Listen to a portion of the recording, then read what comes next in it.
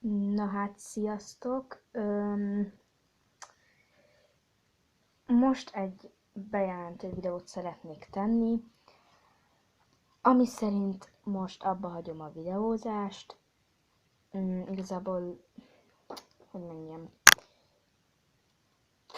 szóval, hogy nem jött össze az a szám, amire én számítottam, így 3 videó alatt, vagy hogy mondjam.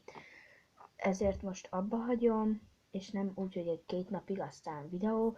Aki követi a csatornám, azt tudhatja, hogy már sok ideje nem volt videó, de most abba is hagyom, mert nem látom értelmét csinálni. Tehát, hogy igen. Úgyhogy ennyi lett volna.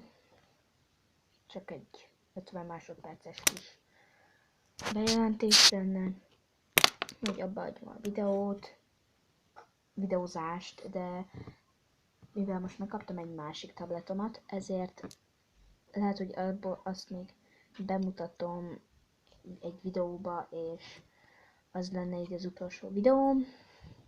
Úgyhogy ennyi lett volna, hát utolsó előtti videóm. Sziasztok!